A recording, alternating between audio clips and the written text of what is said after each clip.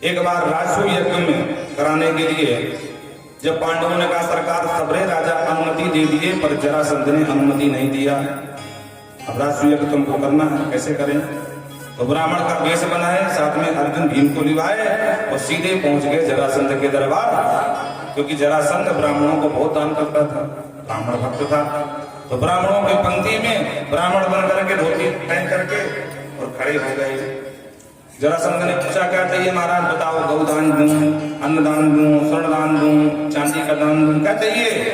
और तुरंत मांग लिया, युद्धम देहि राजेंद्र द्वंद्व सो यदि मन से। नहीं राजन, हमको दान में अन्न आभूषण नहीं चाहिए, तो क्या चाहिए?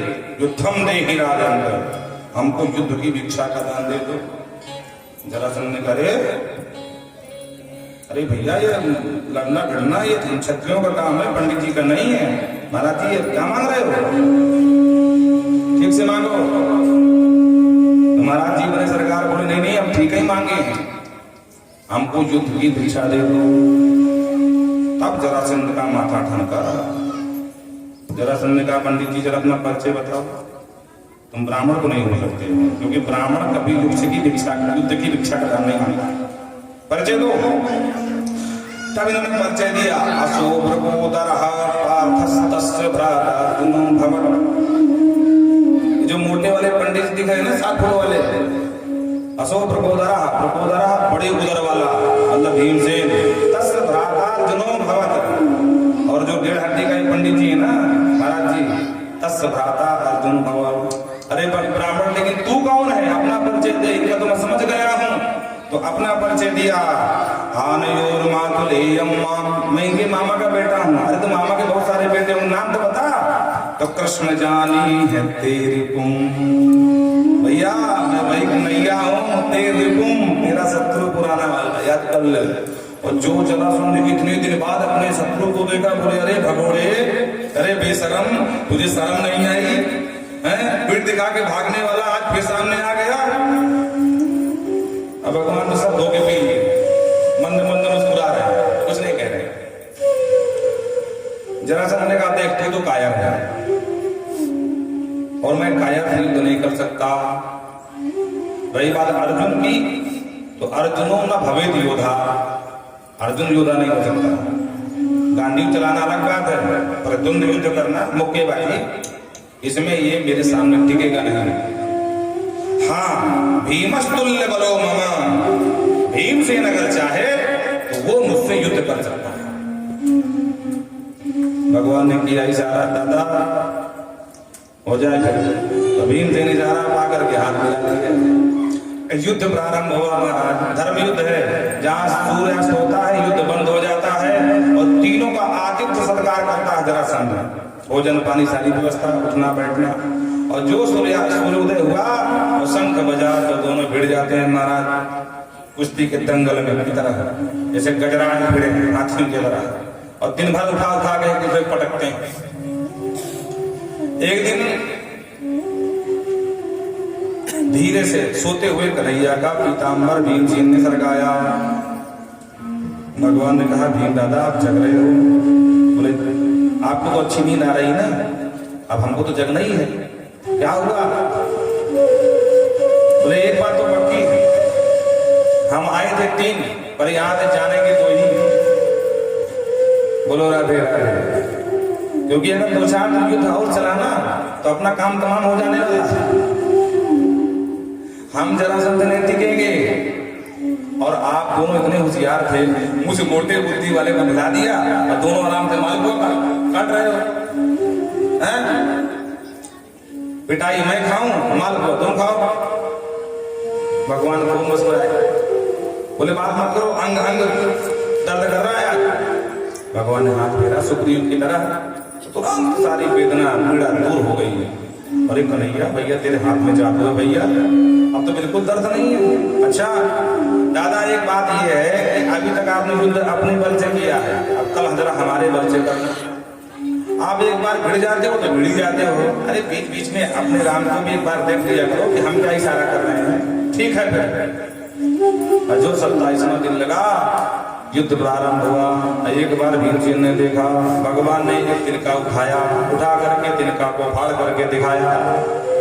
भीम समझ गए, दाम लगाया, तद्विज्ञाय महासत्तो भीम रहताम रहा, और उठा करके फाड़ करके फेंक दिया तिनके की तरह। जय जयकार करते हुए आगे बढ़े। पीछे से आवाज आई, सावधान भीमसेन। अब भीमसेन को ये आवाज सुनाई मालूम पड़ी कि ये कौन बोला भाई। तो घूम के देखा, जिसको फाड़ के दिखाया वो फिर सीधा सीधा सामने नजर आया। अब भीमसेन तो परेशान हो गए, अरे ये कैसा शत्रु भाई, मरकर भी जिंदा हो गया।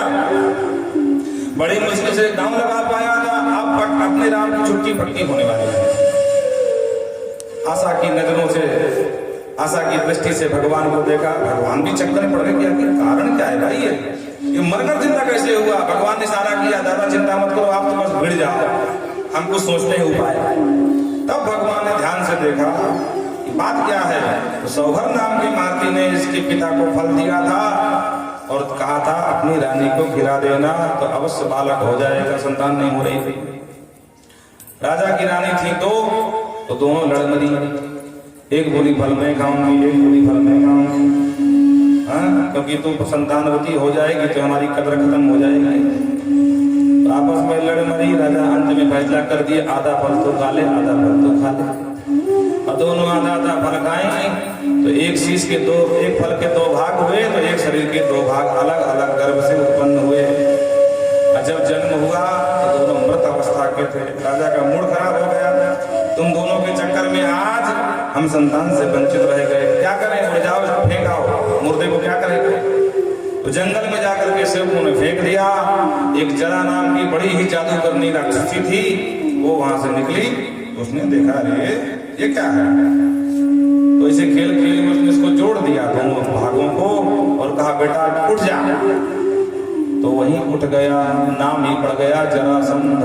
जरा के द्वारा संधि की गई तो नाम ही हो गया जरासंध। भगवान को याद आया, बोलो तो ये रहस्य है, ये जब पहले से ही अलग था तो अब अलग होने मरे कैसे। भगवान ने तुरंत पुनः इशारा किया, दादा पुनः फाड़ो। वो फाड़ करके विपरीत दिशा में दोनों भागों को फेंको। भीमसेन समझ गए, एक पादम पदाक्रम महदूर्भ्यामन्यम रहस्यः उल्लह पाटयामास साकाम युग गजारा।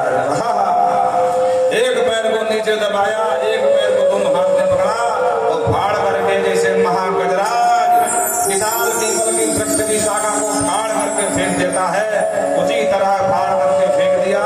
और इस बार दोनों भागों को विपरीत दिशा में फेंका। जय जयकार करते आगे बढ़े। भगवान ने स्वागत किया और इस तरह से जरासंध का वध हुआ। बोलो भक्तवत्सल भगवान की। जरासंध के यहाँ 20,000 राजा बंदी थे, दोनों सब राजाओं को मुक्त कराया और उन्होंने बहुत सुंदर स्तुति गाई है। भागवत में सबसे उत्तम मंत्र कहा जाता है, संकट हरण श्लोक कहा जाता है। कृष्णाय वासुदेवाय हरये परमात्मने प्रणत क्लेशनाशाय गोविंदाय नमो नमः।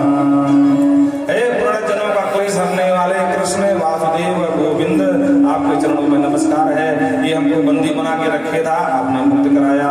भगवान ने राजसूय यज्ञ की व्यवस्था कराई। अग्र पूजा में शिशुपाल ने गाली दिया, भगवान ने 100 गाली तक माफ किया और 100 के बाद जिस प्रकार एक शत्रु अपने शत्रु का सिर उड़ा देता है, उसी तरह भगवान ने शिशुपाल को मार करके और अग्र पूजा करवाई। बोलो राधे। राजसूय यज्ञ संपन्न कराया। राजसूय यज्ञ में भीम महासेना भीमसेन भंडारी बने। धनाध्यक्षा सुयोधन, धन का अध्यक्ष दुर्योधन को बनाया, क्योंकि शत्रु है, द्वेष कर रहा है। जितना धन लुटाएगा उतना यश कीर्ति हमारी बढ़ेगी, धर्म बढ़ेगा। और कृष्ण पादा बनी जने, भगवान कृष्ण बोले हम क्या करेंगे। पांडवों ने कहा आप कुछ मत करना, भगवान तो ऐसे कैसे नहीं करेंगे। भगवान ने कहा जो ब्राह्मण भोजन करेंगे उन ब्राह्मण के चरण हम धुलेंगे। कृष्ण पादा बनी जनम, भगवान कृष्ण समस्त ब्राह्मणों के संतों के चरण धुलने का काम किए। कर्णों दाने महादान, कर्ण को दान दक्षिणा लिफाफा पकड़ाने की जवाबदारी दी गई, क्योंकि कर्ण महादानी है। अरे जो बेचारा अपने कवच कुंडल दान कर दे, छत्रधारी इंद्र को ब्राह्मण रूप में, तो दूसरे धन में क्या संकोच करेगा। तो वैसे दान का अधिकार कर्ण को दिया गया कि जो ब्राह्मण भोजन करे लिफाफा आपे पकड़ाना। हाँ, तो 500 की जगह 5000 पकड़ा लेना। पांडवों की और इसकी कीर्ति बढ़ रही है। इस प्रकार से ये सुंदर सुंदर है। और सुखदेव कहते राजन, इसी राजसूय यज्ञ में विश्वकर्मा के द्वारा जो रचित महल था वो इतना अद्भुत था कि जले चा स्थलम बन भ्रांता मैं माया मोहिता। मैं माया नाम के जो कारीगर थे विश्वकर्मा जी महाराज मैदानों, तो उन्होंने उनके द्वारा ऐसी रचना की गई थी, जले स्थल भ्रांति, जल में स्थल, स्थल में जल की भ्रांति हुई। दुर्योधन जल समझ करके, थल समझ करके जल में कूद गए और देवी द्रौपदी ने अट्टहास करके हंस दिया कि अंधे को अंधा होता है। यही महाभारत का बीज बन गया और इसीलिए महाभारत करानी पड़ी। बोलो राधे राधे। इसलिए कभी भी शब्दों को संभाल के बोलना चाहिए। शब्दों में बोलते समय बोल वृंदावन बिहारी लाल की जय। क्या प्रभु कभी किसी दीनहीन को अपनाया था क्या? प्रश्न किया। आपने शुरू से ही भगवान को दीन बंधु करुणा निधान करके पुकारे हो, तो क्या आज तक कभी किसी दीनहीन को अपनाया था क्या? सुखदेव बाबा को महाराज सुदामा जी का चरित्र याद आ गया और फिर यहीं से सुदामा चरित्र प्रारंभ होता है।